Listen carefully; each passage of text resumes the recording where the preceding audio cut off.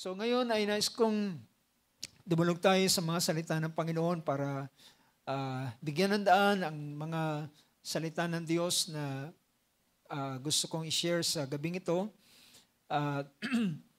Nais kong i-share sa inyo ang verse na mismong ginamit natin. Hango ito sa Isaiah chapter 61 verse 10. Kung ating babasahin muli ang verse na ito, ay pinakita rito na sabi niya, kung aking puntahan ang isang version, o ang version ng Tagalog, ating tingnan, sabi rito, ako'y magagalak na mainam sa Panginoon. Ang aking kaluluwa ay magagalak sa aking Diyos, sapagkat binihisan niya ako ng mga damit ng kaligtasan. Kanyang tinakpan ako ng balabal ng katwiran, gaya ng kasintahang lalaki na nagpuputong ng putong na bulaklak at gaya ng kasintahang babae na naggagayak ng kanyang mga hiyas. So ang verse na ito ay nagpakita na pinahayag dito na is about the garment of salvation. Yung salitang garments of salvation ay nais kong bigyan ng pansin sa oras na ito. Now, pag pinag-usapan po ang tinatawag na garment, ay dahilan sa mga susunod na panahon sa biyaya ng Diyos ay meron akong gustong i-share sa inyo. At ito'y may kalalaman sa isang uri din naman ng damit na inihanda na ibibigay sa kanyang nobya bago ang tinatawag na pag-agaw. Sabi ng chapter 61 ito, it is about the garments of salvation.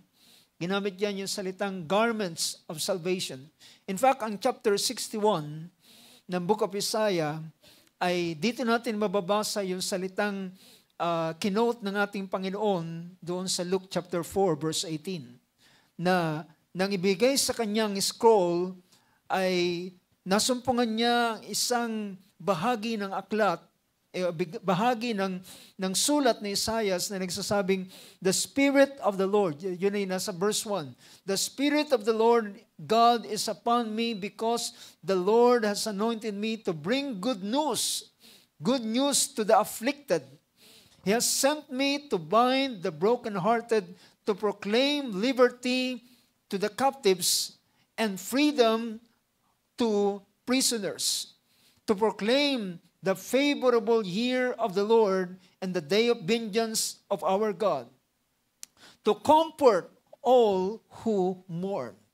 So makikita natin in chapter 61, it is about paano niya aaliwin ang mga napipighati. At pinakita nga rito sa verse 3, sabi niya, to grant those who mourn.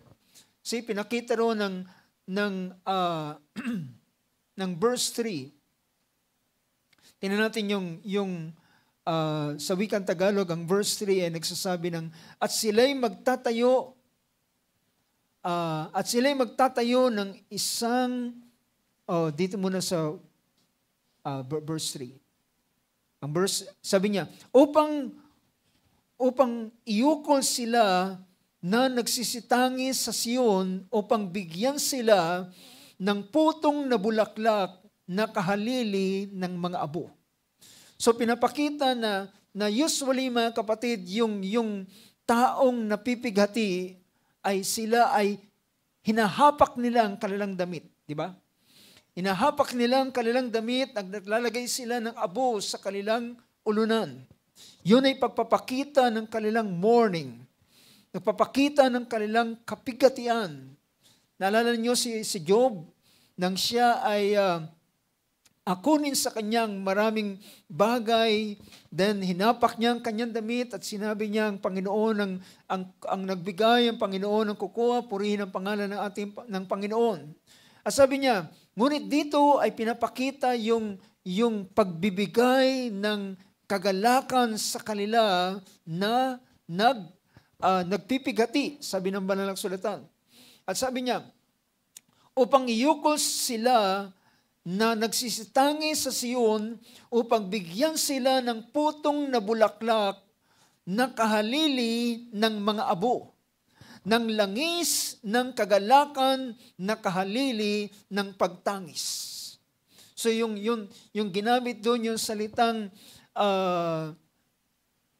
giving them a garland instead of ashes, the oil of gladness instead of mourning. Oil of gladness instead of mourning. So yung usually yung mga napipighati mga kapatid ay nag-aayuno sila at di nila nilalangisan ang kanilang mga ulo. Pero kapag ang isang tao ay merong kagalakan sa Panginoon o meron siyang mga bagay na ginagawa sa kanya, then pinapakita niya ito sa pag-aayos ng kanyang sarili, nagbubuhos siya ng langis. Naalala nyo ang ginawa ni David sa panahon ng kanyang kapigatian. Pero sabi nito, upang sila'y matawag na mga punong kahoy ng katwiran na pananim ng Panginoon upang siya'y luwalhatiin. So makikita natin, ito ay pagdalaw ng Panginoon sa mga napipighati. The exaltation of the afflicted, yan ang pinaka-heading ng chapter 61. Pero hanggang sa makikita natin dito ang ilang mga bagay na maranasan ng Israel. At sila, sa verse 6, pinakita roon, sila ay tatawaging mga saserdote ng Panginoon. At sabi rito, verse 6, but you will be called the priest of the Lord, you will be spoken of as ministers of our God. So makikita natin sa bahaging ito na, at pagdating sa verse 10, ay pinakita niya na siya ay nagagalak at sabi rito, basahin kong muli para makuha natin sa ating mga kaisipan. Sabi niya, at ako'y magagalak na mainam sa Panginoon, ang aking kaluluwa ay magagalak sa aking Diyos sapagkat binihisan niya ako ng mga damit ng kaligtasan. Binihisan niya ako ng mga damit ng kaligtasan. Now usually mga kapatid, ang idea ng garment, and throughout the scripture ay makikita natin na merong significant ang damit. Merong significant ang damit. Usually, the idea of a garment ay something that covers, protects, di ba? Yung damit ay siyang nagtatakip, di ba? Nag-cover sa atin at nagiging protection din naman. And isa pang bagay, ang damit ang siyang nagpapakilala kung sino ka. Diba? It identifies the person, identifies us.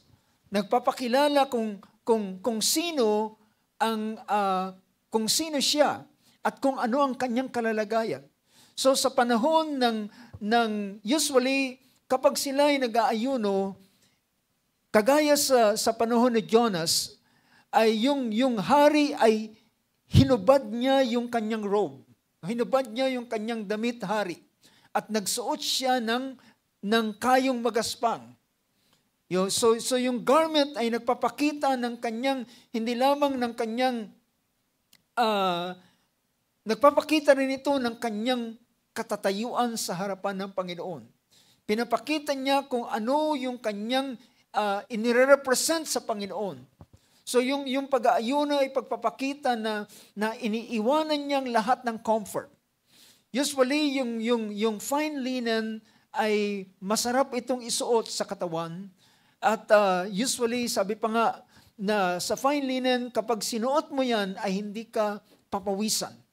Hindi katulad ng ilang mga klase ng mga tela na nagiging daan ito para mag-sweat ka o magpawis ka. Pero yung fine linen, ito ay napakasarap sa katawan. Ngunit yung pag ikaw, ang tao ay meron siyang gustong ipakita sa harapan ng Panginoon, siya ay nagsusuot ng isang kayong magaspang. At ito ay hindi komportable. hindi ka komportable sa ganitong bagay. So, the idea of a garment is something that covers and protects and identifies us, but symbolic din ito sa spiritual na kalalagayan.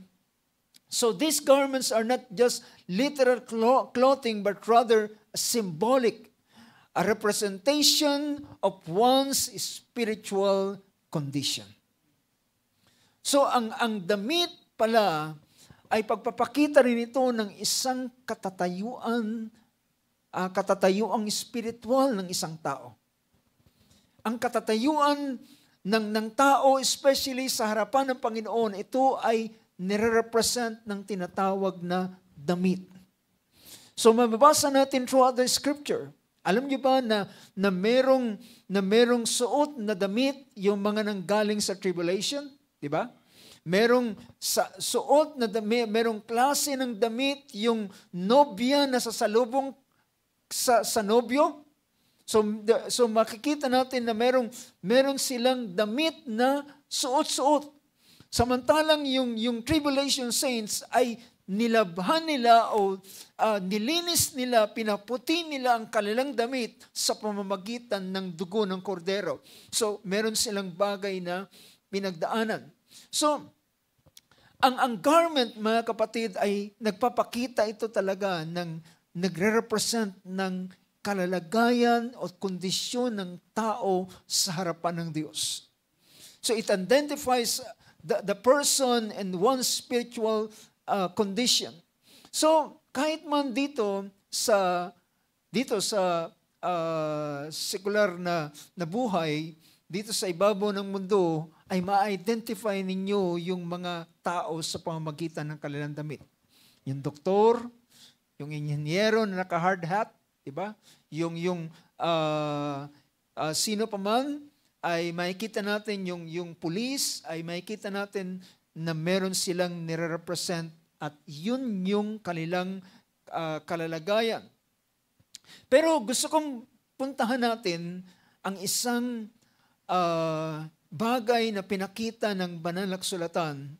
Ito ay sa pasimula. Tingnan natin. Alam niyo ba sa aklat ng Genesis chapter 2 verse 25 ay mababasa natin dito. Sabi rito, ng verse 25 ng chapter 2 ng Genesis, "And the man and his wife were both naked and were not ashamed." So dito pinapakita na ang unang tao na nilalang ng Diyos. Nang sila ay nilalang ng Panginoon, sila ay hubad. Sila ay walang damit. Ngunit sa kabila na sila physically, they were naked, but sa harapan ng Panginoon ay meron silang damit. Alam niyo ba kung anong damit nila? Sabi ng Book of Psalms, tingnan natin ang Book of Psalms chapter 8 verse 4 and verse 5.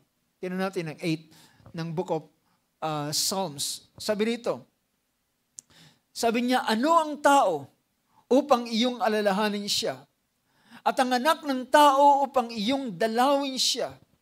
Sapagkat," pansinin ninyo, "sapagkat iyong ginawa siyang kaunting mababa lamang kaysa Diyos," o sa mga anghel, sabi pa ng isang version, "at pinaputungan mo siya ng kalawalatian at karangalan." Ang babae at lalaking ito na unang nilalang ng Diyos, sila ay naked physically, but in the sight of God, they were clothed with what? With honor and glory. Nadaramtan sila. So spiritually speaking, physically, they were naked.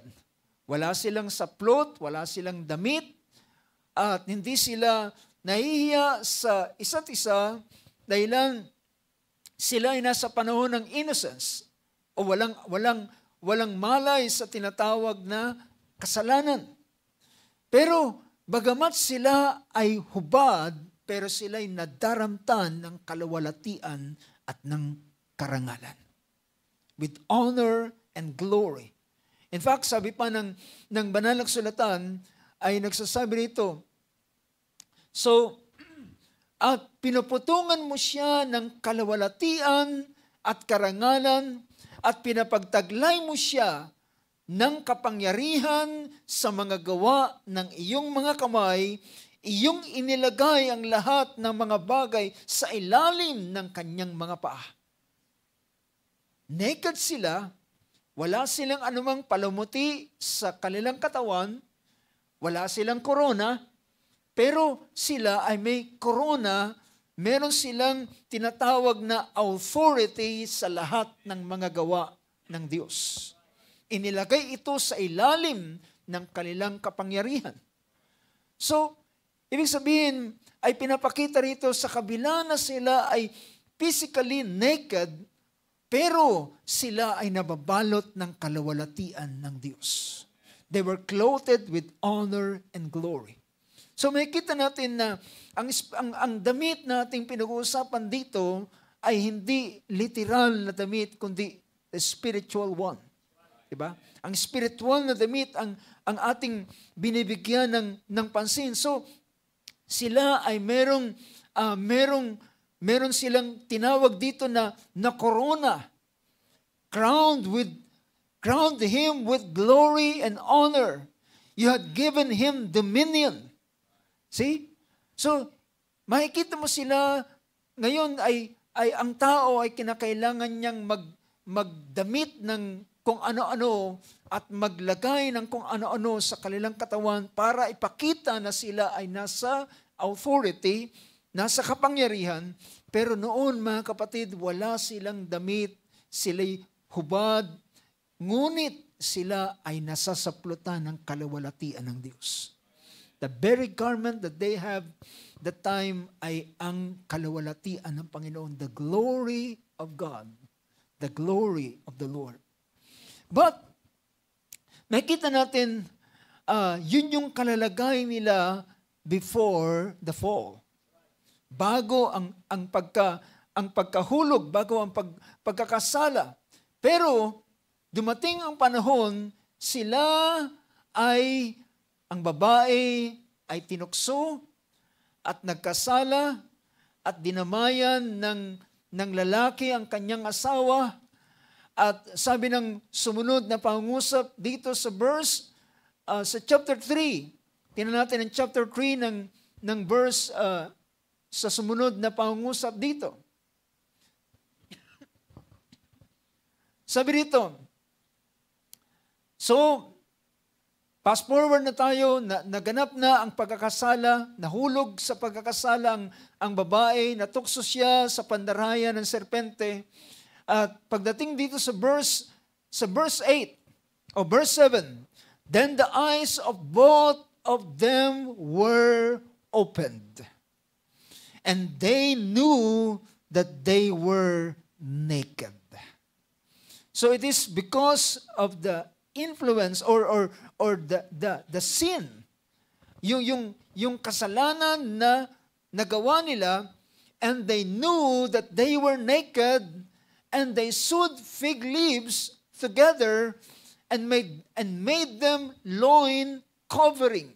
So nagtahi sila ng pangtakip sa kanilang mga balakang.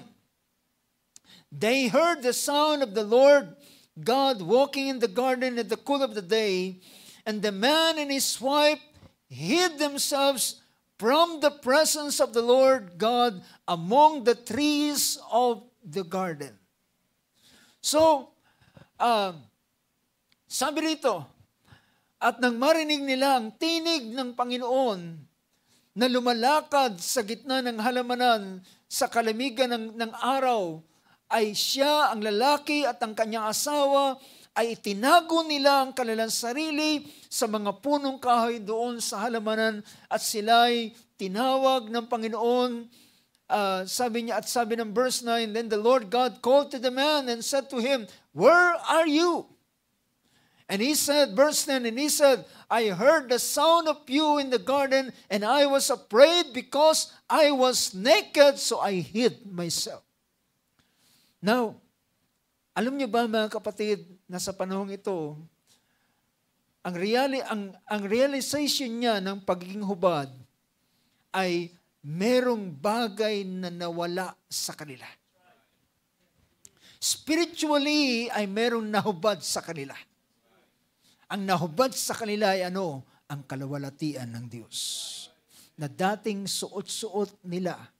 Na dating, yung kalawalatiang ito na nawala sa kanila at ang pumalit sa kanila ay ano? It's the guiltiness. Yung sense of guilt. At yung sense of guilt na ito, ang siyang dahilan bakit sila ngayon ay nagtatago sa ilalim o sa nagkukubli sa mga punong kahoy at ayaw nilang humarap sa Diyos, sa makapangyarihang Diyos. Na ito'y nakakapagtaka dahilan from time to time, ang Panginoon ay dumadalaw doon sa halamanan at ang Panginoon ay nakikipag-fellowship doon sa mga tao. And at this point of time ay nakakapagtaka dahilan instead na ang mag-asawang ito, ang dalawang ito ay sumalubong sa Panginoon, ay nasumpungan na sila ay nagtatago doon sa mga punong kahoy. Dahilan merong bagay na nahubad sa kanila. Merong bagay na nawala sa kanila. At ang nawala ay ang kalawalatian ng Panginoon. And usually, mga kapatid, alam niyo ba, kahit man po sa panahon ng mga war, sa panahon ng gera, alam niyo ba, ang sino mang mga panig na natatalo at nagiging captive ng isang bansa, sabihin natin, pagkatapos nilang maging captive, alam niyo ba ang ginagawa sa kanila? Hinuhubaran sila. Ini-strip sila kanila, ang kanilang mga damit. And usually, yung sa panahon ng war, sa panahon, kahit man makikita natin ito sa banal na kasulatan, bawat kampo na natatalo ay kinukuha yung spoil. Diba? Kinukuha yung damit. Kinukuha yung armas. Kinukuha yung uniforme nila. Kinukuha yung damit nila. Diba? Naalala nyo si Samson ay nagbigay siya ng riddle at sabi niya, doon sa riddle niya, sabi niya, kung masasagot niyo ang riddle ko, ang aking riddle ay bibigyan ko kayo ng pangpalit ng damit. Ngunit kung hindi niyo masasagot ang aking riddle, kayo ang magbibigay sa akin ng pamalit ng damit. So, dahilan ang kanilang ginawa, pinrasyo nila yung asawa ni Samson at na piniga nila at sinabi ni Samson doon sa kanya asawa yung sagot ng kanyang riddle at sinabi naman doon sa mga Pilisteo. Then ang araw na isasabihin ng sagot ay sinabi niya, saan nanggagaling ang matamis at saan nanggagaling ang pinakita niya ito ay yung pulot-pukyuta na kanyang nakuha doon sa bangkay ng leon. At ang ginawa ni Samson ay pumatay siya ng mga taong Pilisteo at kinuha ang kanilang damit at siyang ibinigay sa kanila. So makikita natin, usually sa sino man natatalo sa war, natatalo sa labanan, ang unang-unang ginagawa sa kanila ni strip sila. At isa pa sa dahilan bakit sila hinuhubaran is to humiliate them upang sila'y hiyain. At ito ang naging kalalagayan, mga kapatid, ng unang tao dahilan sila'y nahubaran ng kalawalatian, sila'y naging kahiya-hiya sa harapan ng Panginoon. Na-expose ang kanilang kahihiyan sa harapan ng Panginoon dahilan wala na sila ng damit ng kalawalatian. So, at ang pumalit sa kanila is the sense of guilt. At yan ang dahilan, mga kapatid, ang tao ay hindi na niya na kayang humarap sa Diyos. Because of guilt. Alam natin yan. Kapag ang isang tao ay merong nagawang anuman sa isang tao, papasimula yung taong nahihiya, di ba? Tao pa lang yan. Do you get my point? Tao pa lang yan, yung kanyang nagkamali siya, nagkasala siya. Tao pa lang yan. Kapag sila'y magkakasalubong, gagawa siya ng ibang daan at iiwas siya.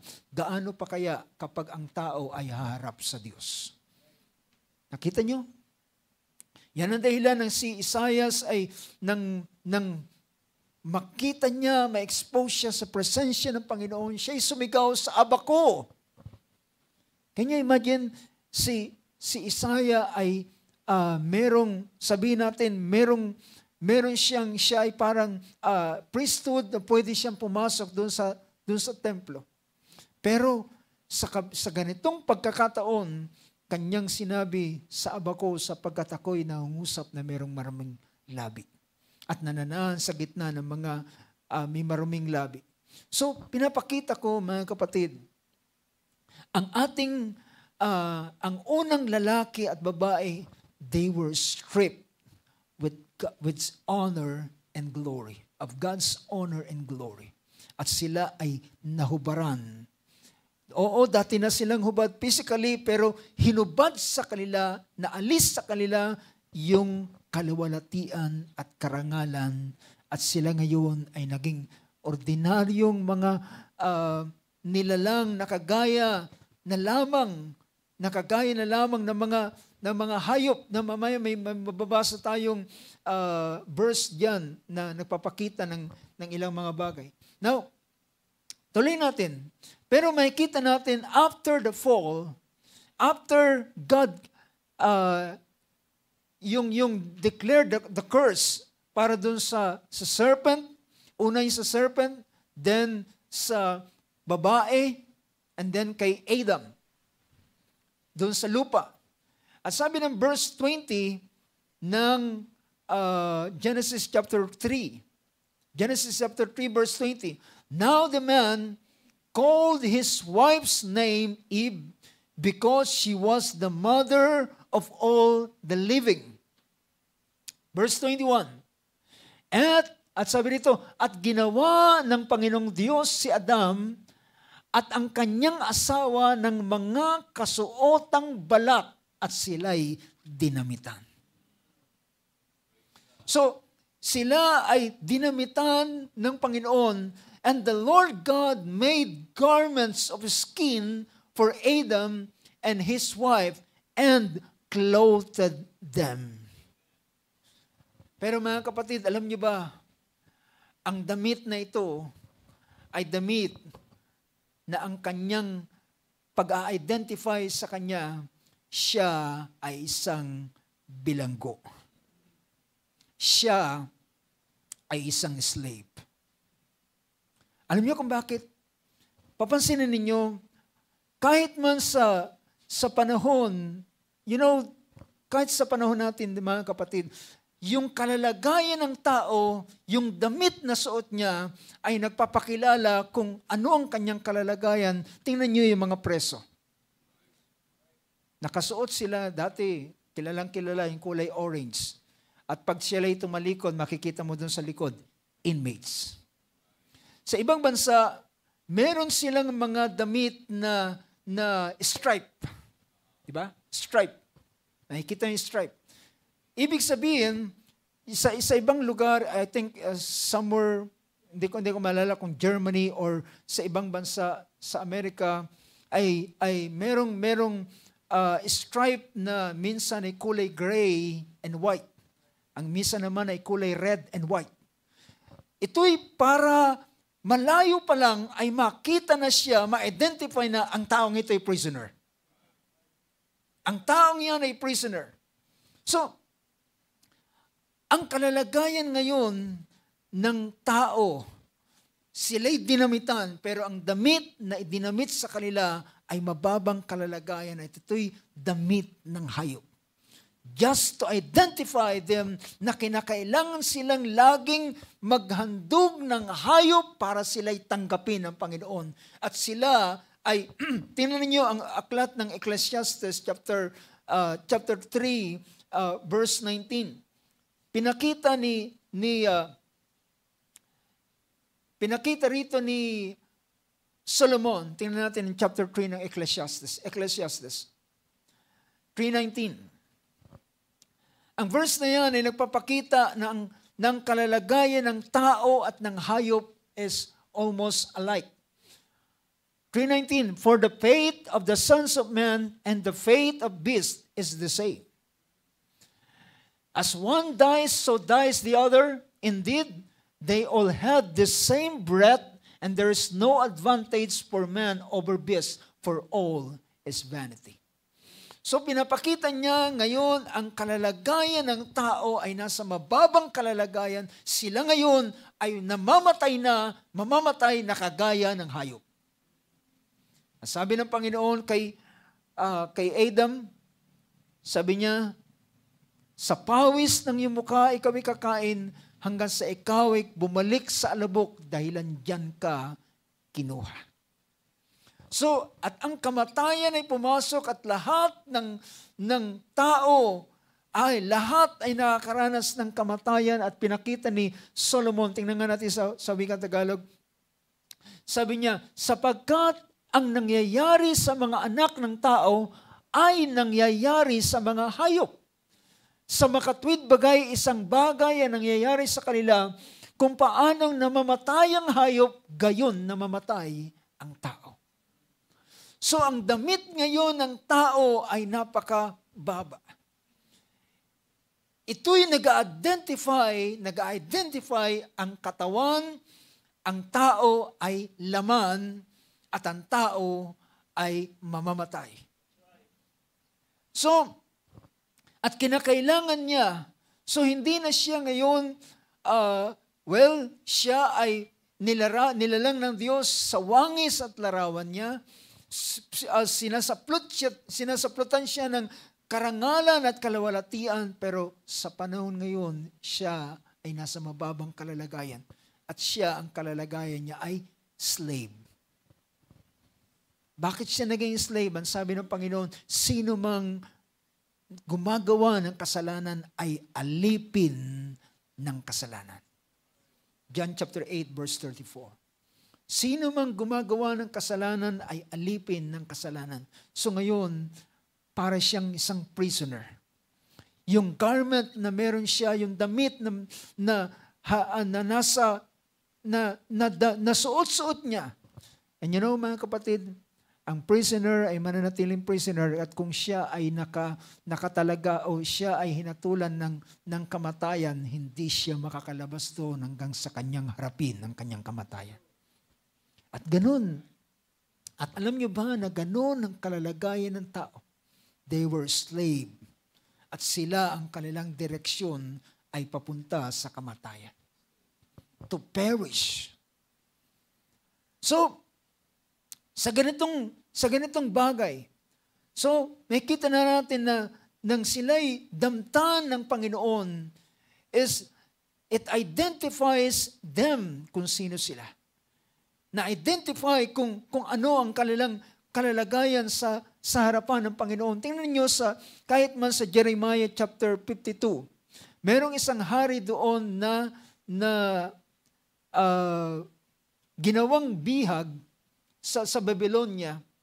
Pero makikita natin, dati ng kostumbre ang magkaroon ng damit ng mga preso.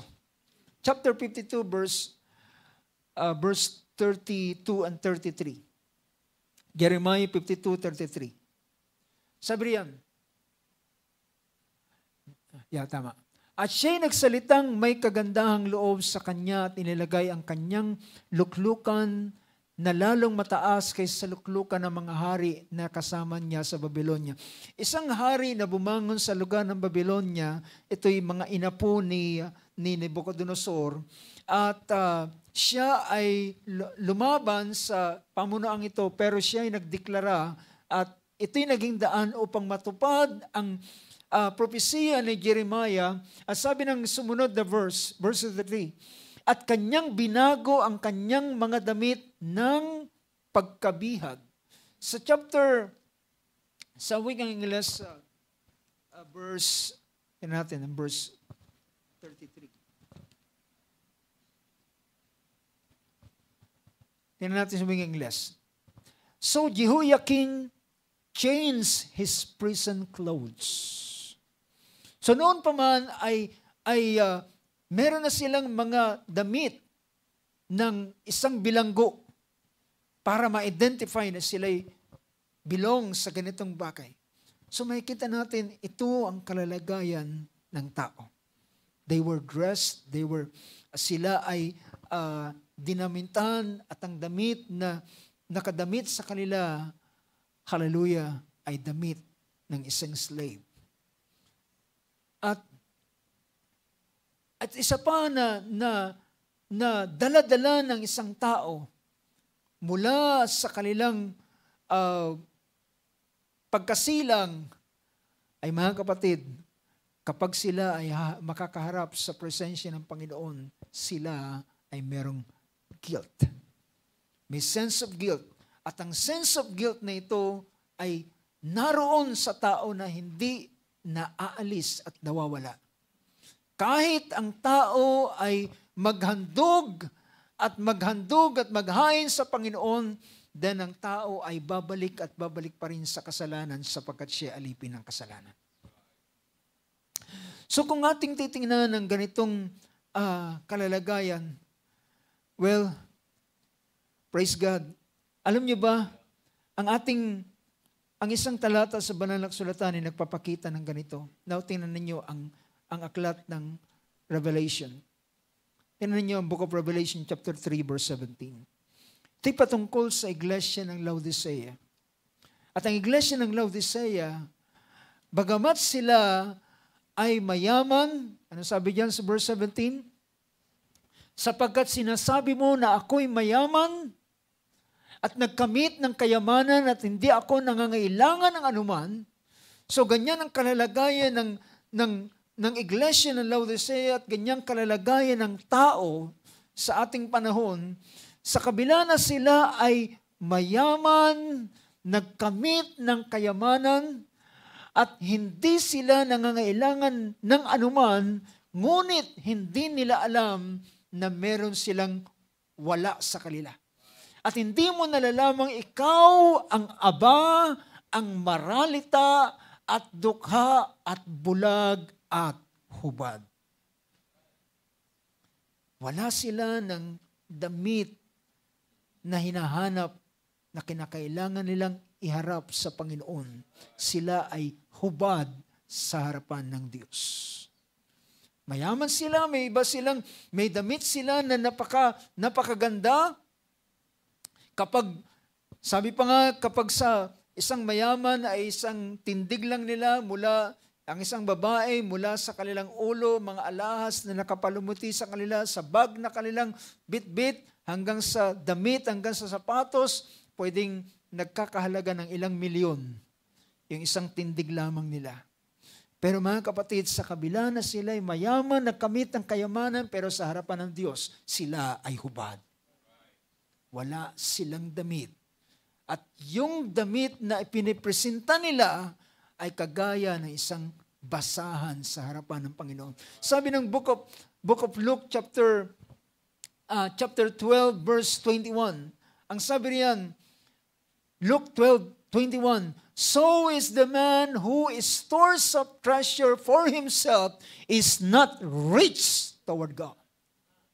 Sino mang tao na nag-aambak ng kayamanan para sa kanyang sarili ay hindi pa rin siya mayaman sa harapan ng Diyos. Sa harapan ng Diyos, siya'y hubad, siya'y dukha, siya'y maralita, siya'y kaawa-awa at kahabag-habag, at siya ay hubad sa harapan ng Panginoon. So alam nyo, kung ganito ang kalalagayan ng tao, at ang sense of guilt na ito ay lalo itong lubos na ma-expose, lalo itong lalakas kapag sila ay humarap sa presensya ng Diyos. Kapag sila ay humarap sa Panginoon. Well, mga kapatid, nakikita natin na ang ganitong bagay ay katulad ng ng kalalagayan ng talinghaga ng ating Panginoon sa prodigal son. Diba yung prodigal son? Maganda ang kanyang katatayuan nang umalis siya sa bahay ng kanyang ama. Ang ganda ng kanyang damit, makapal ang kanyang bulsa, meron siyang kayamanang taglay-taglay, pero nang siya ay umalis sa bahay ng kanyang ama, dumating ang panahon na siya ay nabuhay ng paluging pamumuhay. That's the word prodigal means. At habang dumating ang isang pagkakataon, sabi ng Luke chapter 15 verse 14, ang kanyang kalalagayan dyan, ang tawag dyan ay, sabi riyan, at nang mangyari na siya'y nang magugol na niyang lahat, ay nagkaroon ng isang malaking kagutom sa lupain yaon at nagpasimulang mga ilangan. Sa ibang version, sa NASB translation, tingnan natin ang NASB. And he began to be impoverished. Na-reduce siya sa pagiging dukha at parang pulubi. Impoverished. At yun yung kanyang kalalagayan. Pero, pansinin ninyo, nang siya ay nagbalik sa kanyang ama. Nang siya ay nagbalik sa kanyang ama at sinabi niya, bakit ako nananatili sa lugar na ito? He came to himself, sabi ng banal na sulatan. Dumating siya sa kanyang sarili at sabi niya, ako'y babalik doon sa bahay ng aking ama. Doon sa bahay ng aking ama, maraming mga alipin at hindi sila nagugutom na katulad ko sa oras na ito. Na halos gustong kumain ng pinapakain doon sa baboy. Sabi niya, babalik ako. Paparoon ako sa aking ama. Kikilalanin ko ang aking pagkakamali. Sabihin ko, Ama, nagkasala ako sa iyo at nagkasala ako sa langit. Hindi na ako karapat dapat na tawagin ang iyong anak at ibilang mo na lamang akong isa sa iyong alipin. Pero mga kapatid, nang siya ay bumalik, sabi ng verse 22, datapwat, nang siya'y bumalik doon, nang siya'y salubungin ng kanyang ama sa malayo pa lamang, bagamat siya'y hesitant na pumunta doon sa kanilang bahay. Pero tinakbo siya ng kanyang ama at siya'y niyakap at siya ay pinagsabihan. At bagamat ang anak ay nagsasabi, Ama, hindi na ako karapat-dapat. Ituring mo na lamang akong isa sa iyong mga lipin. Pero hindi yung pinakinggan ng ama. Kundi sinabi niya, datapot sinabi ng ama sa kanyang mga alipin, dalhin ninyo ritong madali ang pinakamabuting balabal. Alam niyo, sabi ng wikang Ingles, sabi niyang, tingnan natin sa NASB. But the father said to his slaves, quickly bring out the best robe. Ibigay sa kanya ang pinakamainam na balabal. Usually, mga kapatid, ibang klaseng ang robe ay usually alam natin yung robe. Yung robe ay malaki, di ba? Na kapag isinuot sa iyo, anuman ang iyong dating kalalagayan ay matatakpan ito lahat. Di ba? At di na makikita pa kung ano ang iyong itsura. Ang gula-gulanit mong damit ay hindi na makikita. Ang iyong pangbabang kasuotan ay hindi na rin makikita. Yung robe ay magtatakip sa iyo. Tatakpan ka niya. So ito yung isang panibagong pagbibihis. At ito ang naglalarawan sa damit ng kaligtasan. Damit ng kaligtasan. So, pansinin ninyo ang aklat ng Diyos, ng Zechariah chapter 3. Verse 1 to verse 5. Chapter 3 ng book of Zechariah. Basahin natin ang starting verse 1. Sabi roon, now Joshua was clothed. Then he showed me Joshua the high priest standing before the angel of the Lord, and Satan standing at his right hand to accuse him. Pansinin niyo ang kalalagayan ni Joshua. Basahin natin sa Tagalog. Sabi niya, at ipinakita niya sa akin, sa vision ni Sekaria, ay nakita niya ang isang high priest na nagngangaling si Joshua o si Josue. At si Josue, sabi rito, na pangulong saserdote, high priest siya, na nakatayo sa harap ng anghel ng Panginoon, at si Satanas na nakatayo sa kanyang kanan upang maging kanyang kaaway. Pero ang sabi ron, to accuse him. Para siya akusahan. At kung siya ay akusahan, mga kapatid, hindi siya pwedeng mag-deny dahilan totoo ang accusation sa kanya. So, ina-accuse siya. So, alam nyo, may mga pagkakataon na ang accusation ng kaaway ay totoo at tayo mismo ay speechless. Dahilan totoo ang kanyang sinasabi at totoo ang ating mga bagay na ginawa.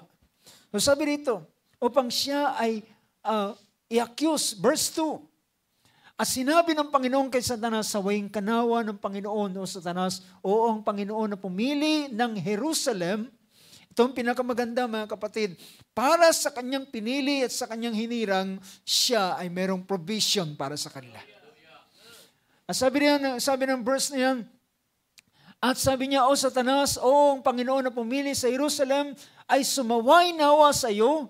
Di baga ito'y isang dupong na inagaw sa apoy. So yung nakakita kayo ng isang panggatong na nagliliyab na, pero siya'y inagaw, inalis doon sa apoy at siya'y unti-unting namatay, pero merong bakas ng sunog sa kanya. At gayon ang kalalagayan ng bawat isa sa atin. At sabi rito sa sumunod na verse, si Josue nga ay nabibihisan ng maruming kasuotan at nakatayo sa harapan ng anghel. At sa ganitong kalalagayan, siya ay may maruming damit. At ang maruming damit na ito ay hindi maaaring tumayo sa harapan ng Panginoon. Pero sabi ng sumunod na talata, sabi niya, at siya'y sumagot at nagsalita sa mga iyon na nakatayo sa harapan niya na nagsasabi, hubarin ninyo ang mga maruming suot sa kanya at sa kanyang sinabi, narito, aking pinaram ang iyong kasamaan at ang aking susuotan ka ng mainam na kasuotan. So yung kasalanan ng tao ay naglalarawan ng isang maruming damit.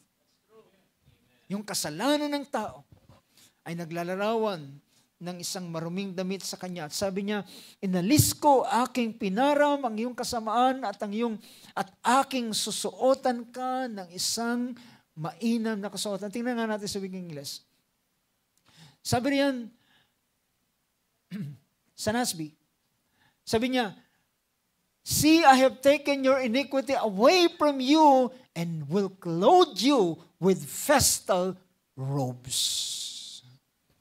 Yung salitang festal robes, ito ay usually, ito yung damit ng high priest sa panahon ng feast. At ang garment na ito, ang damit na ito, ay ito yung pinagawa ng Panginoon para sa mga high priest. Ito'y special na garment. Ito'y hindi ordinaryong garment. Ito'y sinusuot lamang nila in an occasion. Sa isang okasyon, tingnan ninyo ang Exodus chapter 28. Exodus 28 sa verse 4, kung di magkamali. Sabi ng verse na ito,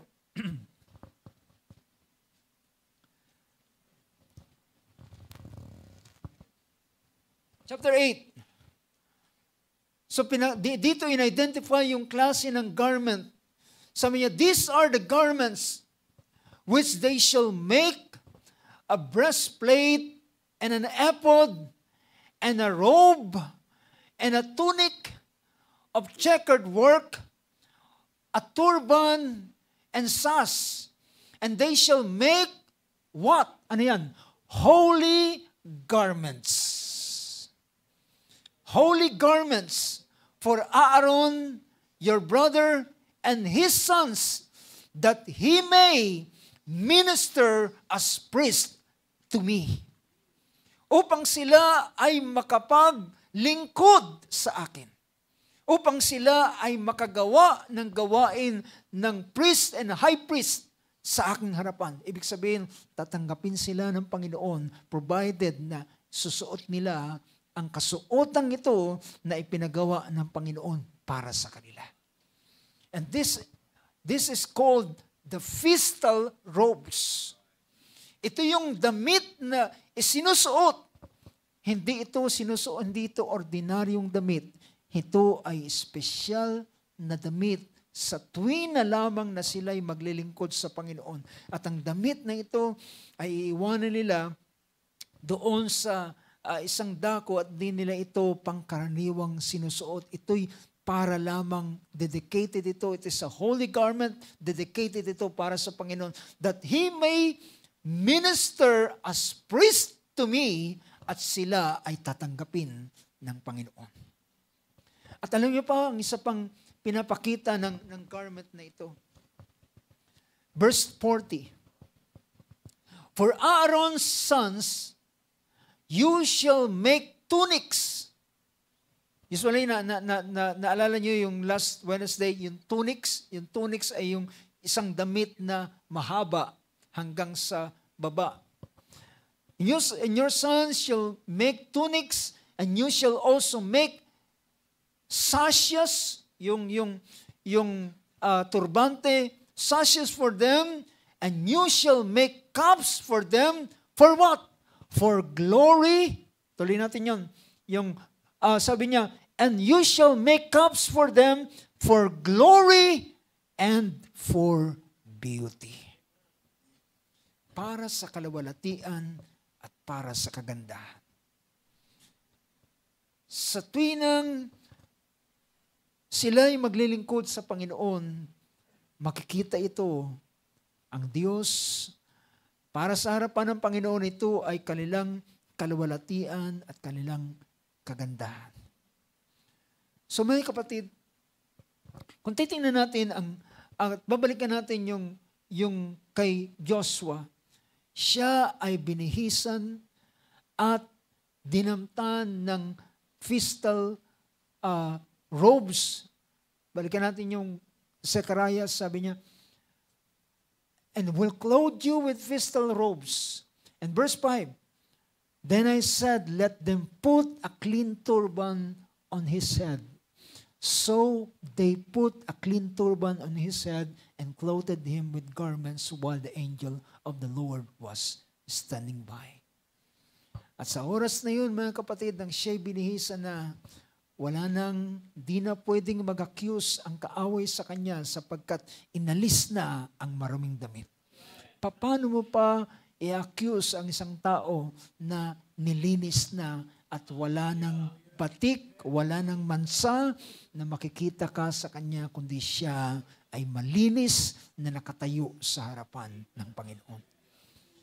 Alam niyo ba mga kapatid, tinawag ito ng banal na kasulatan doon sa Isaiah chapter 61 na garments of salvation. Sabi ng verse na yan, kung babalikan natin yung Isaiah chapter 61, for He has clothed me with garments of salvation.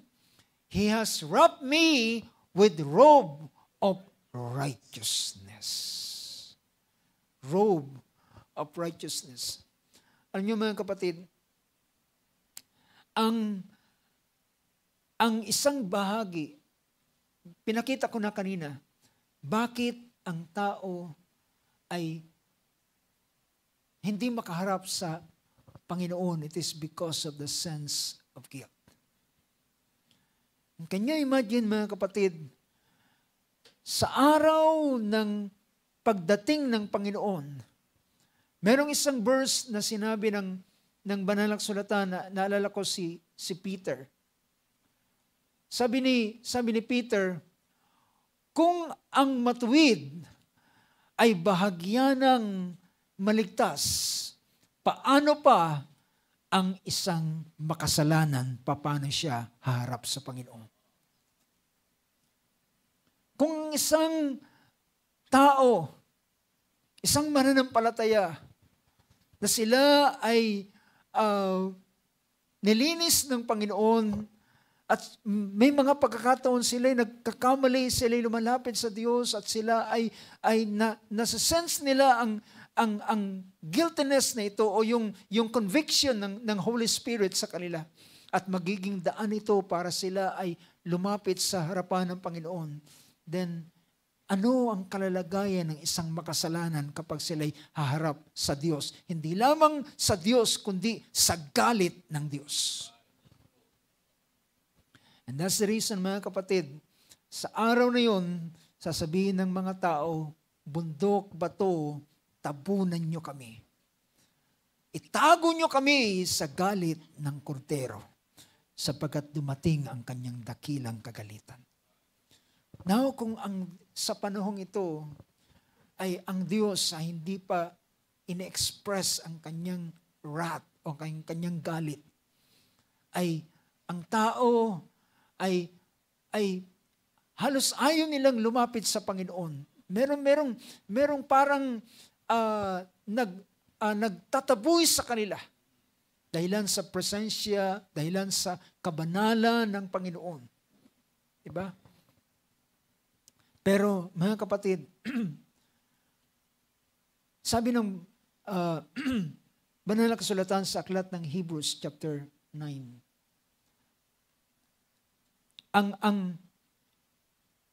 ang bagay na ginawa ng Panginoon sa bawat isa sa atin. Tingnan natin ang Hebrews chapter 9. Sa verse, tingnan natin ang chapter 9 ng Book of Hebrews.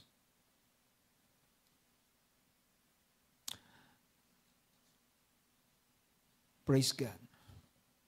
Sabi rito, sa verse 7, ay pinakita rito yung division ng temple.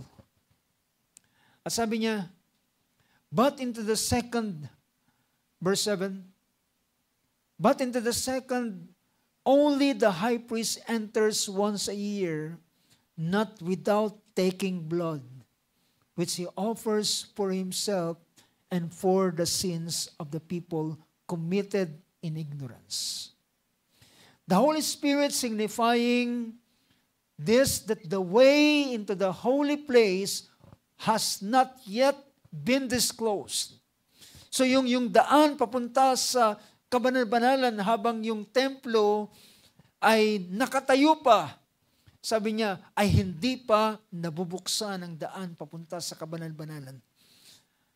Yung totoong daan o papunta sa daan ng kabanal-banalan ay hindi pa nabubuksan habang ang templo ay naroon pa. While the outer tabernacle is still standing, which is a symbol for the present time. Accordingly, both gifts and sacrifices are offered which cannot take away the worshiper,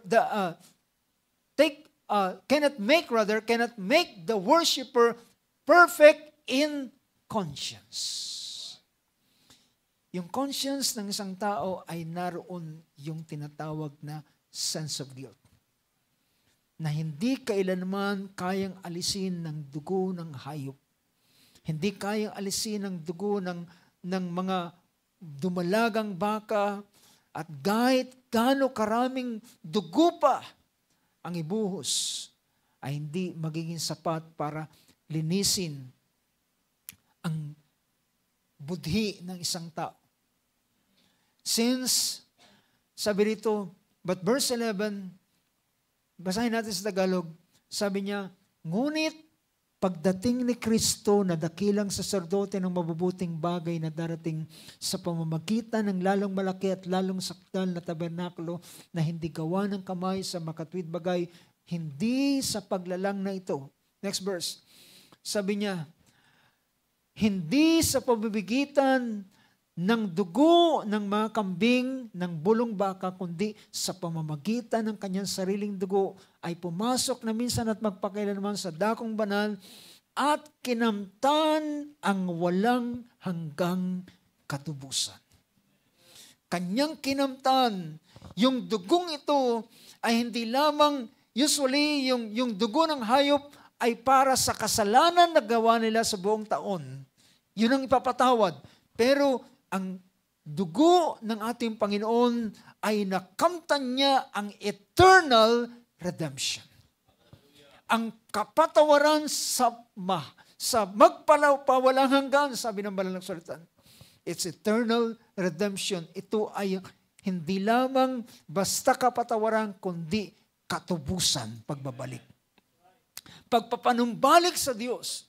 Sapagkat kung ang dugo ng kambing at dugo ng baka na dumalagang baka na binubudbud sa mga nadungisan ay nagpapaging banal sa kalilinis ng laman, sabi niya, gaano pa kaya ang dugo ni Kristo na sa pamamagitan ng Espiritu na walang hanggan ay inihandog ang kanyang sarili na walang dungis sa Diyos ay maglilinis ng iyong budhi sa mga gawang patay upang maglingkod sa Diyos na buhay. Now mga kapatid, ang isang tao na merong damit ng kaligtasan ay ang pagkakakilanlan na siya'y dinamta ng damit ng kaligtasan ay ang kanyang budhi ay nilinisan. Nawala na siyang anupamang guiltiness na nadarama sa mga nagdaang panahon ng kanyang kasalanan sapagkat lahat ng ito ay pinaram na ng Panginoon at binura na. At ang budhi ng isang tao na ibinibigay ng Panginoon, ang malinis na budhi na kanyang ibinibigay sa panahon ng pagpapatawad ng kanyang kasalanan. Nang siya ay mabautismuhan, sabi ng Book of Peter, sabi niya, hindi siya nag-aalis ng dumi ng laman. Ang bautismo ay hindi nag-aalis ng dumi ng laman. Ang inaalis nito at nililinis nito ay nagbibigay ng isang bago at malinis na budhi. And this is to identify that that person has this garment of salvation. Nakadamit na siya, ang robe na ito ay naisuot sa kanya. At sabi ng verse sa wikang Ingles, how much more will the blood of Christ, who through the eternal Spirit offered himself without blemish to God, cleanse your conscience from dead works to serve the living God. Pwede na siya ngayong humarap sa harapan ng Panginoon at pwede siyang maglingkod sa Kanya. Dahilan meron na siya ng damit na ito, hindi siya haharap sa Diyos na hubad. Mga kapatid, ang tao sa kapanahonang ito, sino mang walang Kristo sa kanilang buhay, ay hubad sila sa harapan ng Panginoon. They were naked. They were blind. Sila'y bulag, sila'y kaaba-aba, sila'y kahabag-habag. Sabi ng Banal na Kasulatan, ngunit hindi nila nalalaman. They don't know it. Hindi nila alam ang kanilang kalalagayan.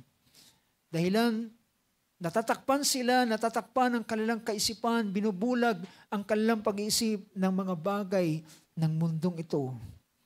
Pero darating ang panahon, haharapin nila ang katotohanan. At sino man na tao na haharap sa Diyos na hubad ay hindi kayang tumagal sa kanyang harapan. At mamatamisin pa ng taong ito na mahulog sa kanyang bundok at bato because hindi lamang ang guilt ang kanyang maramdaman, kundi makikita niya ang galit ng Diyos, ang galit ng kordero. Now mga kapatid, sa ilang bahagi, ating binibigyan ng pansin. Sino man ang merong ganitong damit, sabi ng 1 John chapter 4, verse 17. 1 John 4, verse 17 ay nagsabi ng ganito. Sabi niya, sa wikang Tagalog, sa pamamagitan, dito'y naging sakdal ang pag-ibig sa atin. Ang unang pangungusap ay pinakita roon ng Diyos ay pag-ibig, verse 16. Starting verse 16, sabi niya, at ating nakilala sa ating sinampalatayanan ang pag-ibig ng Diyos sa atin. Ang Diyos ay pag-ibig at ang nananaan sa pag-ibig ay nananaan sa Diyos at ang Diyos ay nananaan sa Kanya. Dito'y naging sakdal ang pag-ibig sa atin upang tayo'y magkaroon ng ano? Upang tayo'y magkaroon ng pagkakatiwala sa araw ng paghukom sapagkat kung ano siya ay gayon din naman tayo sa sanlibutan ito. Well, sa araw na yun, haharap tayo sa Panginoon dahilan ang Panginoon ay ating tagapagligtas. Siya ay ating tagapagligtas. Alam natin kung sino ang kakaharapin natin. Hindi tayo haharap sa galit na Diyos. Hindi tayo haharap sa nagngangalit na galit ng Diyos, kundi haharap tayo sa Kanya bilang siya'y ating tagapagligtas. Siya ang namamagitan para sa atin. From the time na siya'y ating kinilalang tagapagligtas, siya na ang namamagitan sa atin. At mula noon hanggang sa araw ng ating pagharap sa Diyos, ay mananatiling siya ang namamagitan sa atin. At sabi ng Banal na Kasulatan, sino man, hallelujah, ang nagpapahayag sa akin ay sa araw na yun ay papahayag ko rin siya sa harapan ng aking Ama at sa harapan ng mga anghel. Purihin ang Diyos, mga kapatid. We have now this kind of garment. At ang nakakalungkot sa mga tao ay iniisip nila na sabi nila, siguro naman dahil hindi naman ako nag-argabyado ng mga tao, di naman ako kasing sama ng ilan, mabuting tao naman ako, marahil sa araw na yun ay maliligtas ako. Well, wala silang damit ng kaligtasan.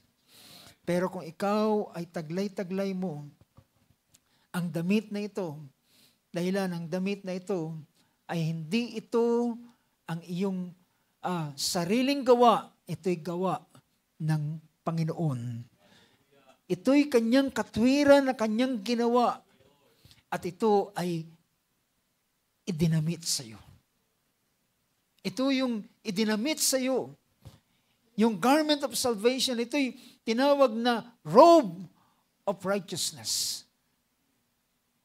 Yung balabal, ito'y nagtakip ng iyong buong katawan at wala nang anapamang bagay na makikita sa iyo. Usually ang robe, di ba, ay mahabang manggas, hindi ito maiksing manggas, mahabang manggas ito, natakpan ang iyong buong katawan.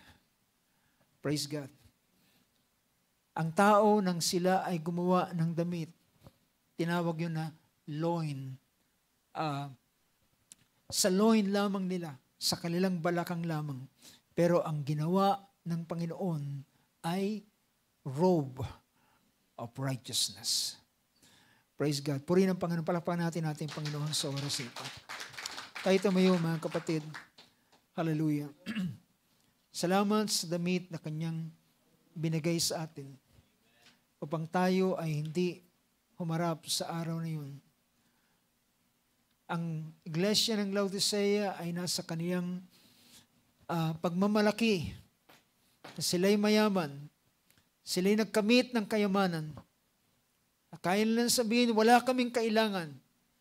Kaya nilang bumangon sa kanilang sarili, ano pa mang bagay na kanilang naranasan. Kahit man ang lugar ng Laodicea ay nakaranas ng isang malaking lindol, at maraming nawasak. Pero sila ino-offeran ng Rome dati para sila'y makabangon, at sabi nila, hindi namin kailangan ng inyong tulong. Kaya naming bumangon sa aming sarili. So ganoon ang Laodicea. Pero mga kapatid, sa panahon na sila ay haharap sa Panginoon, di nila kayang tumagal sa harapan ng Diyos. Dahilan sila ay hubad sa harapan ng Panginoon. What they still have, ang meron sila ay kagaya lamang ng kasuotan. Hallelujah. Still, kinakailangan nila. Yan ang dahilan mula ng damta ng Panginoon ang unang lalaki at babae, from time to time, kinakailangan nilang maghandog ng hayop. Kinakailangan patigisin ng dugo. Kinakailangan sa ganitong paraan upang sila ay tanggapin.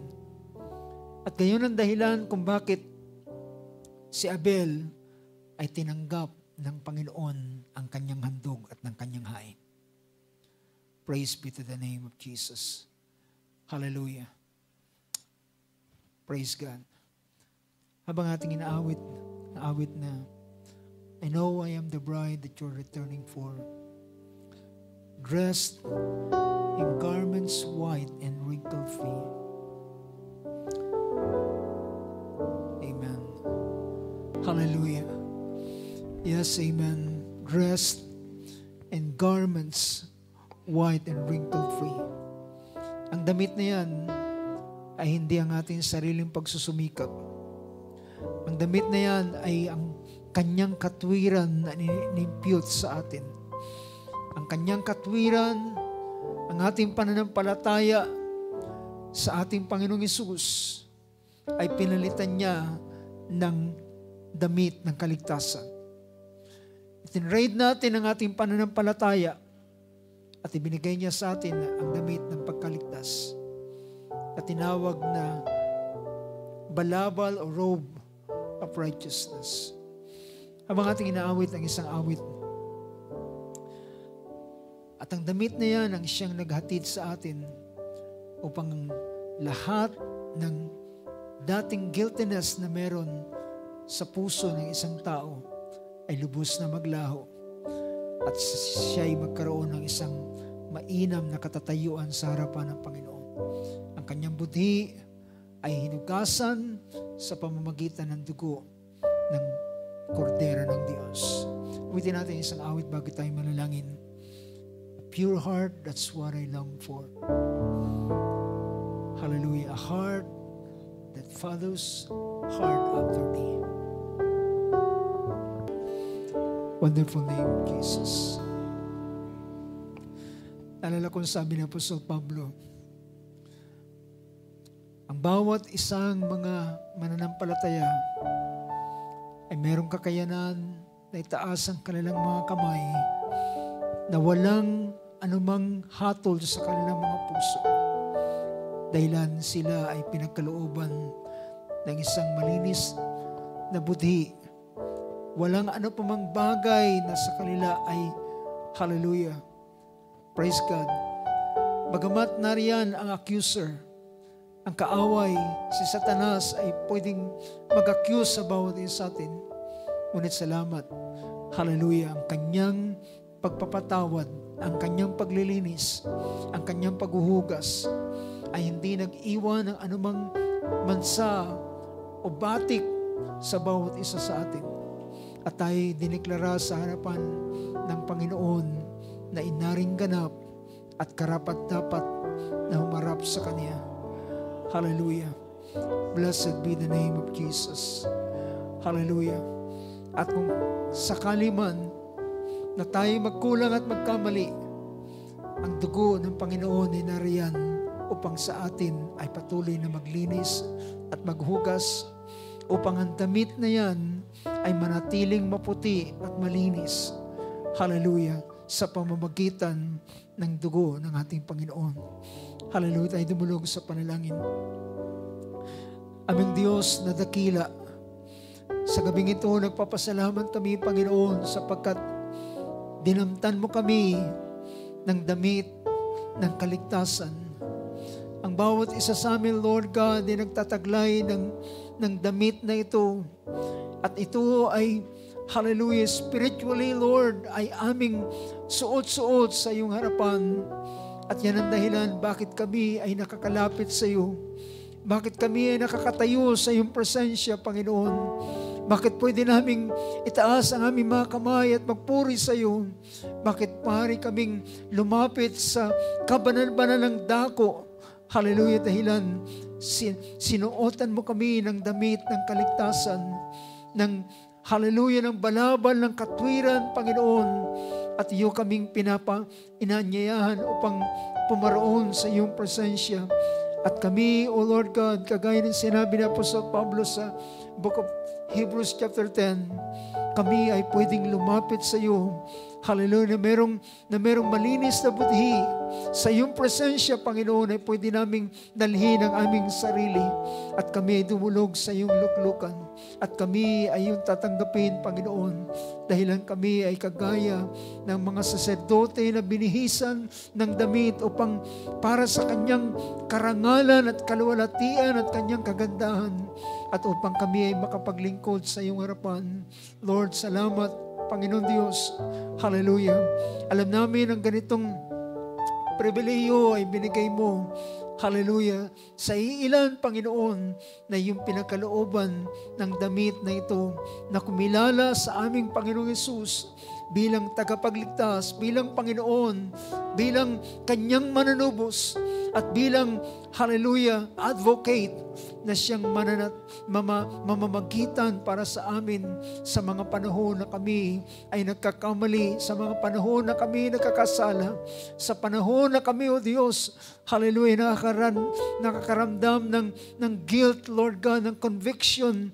Ang iyong banal na Espiritu ay nagko-convict sa amin upang kami ay hindi manatili sa kasalanan, kundi kami ay manatili na hinugasan ng aming buhay sa pamamagitan ng dugo ng aming Panginoong Hesus. Lord God, sa oras na ito, iingatan namin ang damit na ito, ingatan namin ang kasuotang ito upang manatiling malinis at maputi sa iyong harapan. At ito ay mananatili lamang malinis sa pamamagitan ng dugo ng aming Panginoon. O Lord God, kami ay mahina, kami ay nakakasala, kami ay nakakamali, kami ay nadarapa, kami ay bumabagsak, Panginoon. Ngunit Lord God, hallelujah, kami ay muling makakabangon dahilan ang damit na ito ay merong bleach, Lord, na naghuhugas sa amin, at ito'y nananatili kaming malinis sa iyong harapan, Panginoon, sa iyong banal na presensya. O Lord Jesus, hallelujah, dalangin ko, Panginoon, ang buhay ng iyong mga anak, ng bawat isa sa amin, ay panatilihin namin ang damit na ito na malinis sa iyong harapan, Panginoon. O Lord God, maraming salamat sa isang napakadakilang pribilehiyo na pinagkaloob mo sa bawat isa amin. Lord, sumasampalataya ko na yung pinagpala, O Lord, ng bawat isa sa amin sa gabing ito. At kahit man sila na mga nakikinig at nanonood, Panginoon, at ang iyong mga salitay ang makarating sa kanila, Panginoon, ang bawat isa sa amin, Lord, ay ingatan namin ang damit na ito ng kaligtasan hanggang sa araw ng iyong pagparito, Panginoon. O Lord God, muli ang kapurihan, ang karangalan ay sa iyo. Ang pagpapala, Lord God, ay sa iyong mga anak. At hanggang sa aming pag-iwalay, Panginoon, hanggang sa pagpapatuloy ng aming paglilingkod sa iyo, hallelujah, na merong kalakasan at kagalakan, Panginoon, dahilan pinalitan mo ng, hallelujah, ng abo, ang garland ng iyong mga anak, O Diyos, ay ang kanilang binigay mo sa bawat isa amin, ay ang langis ng kagalakan. Purihin ka, Panginoon Diyos. Lord, ang iyong pag-iingat sa bawat isa sa aming pag-iwalay at pagtatapos ay aming inaasahan at may balik sa iyo ang buong karangalan, buong pagpapasalamat, buong pagdakila sa pangalan lamang ng aming manunubos, ang aming tagapagligtas, ang aming Panginoong Jesucristo. Amen and amen. Praise God. Palapakan natin ating Panginoon. So we shall praise the Lord. Praise be to the name of Jesus. Hallelujah. Tabang ating inaawit muli ang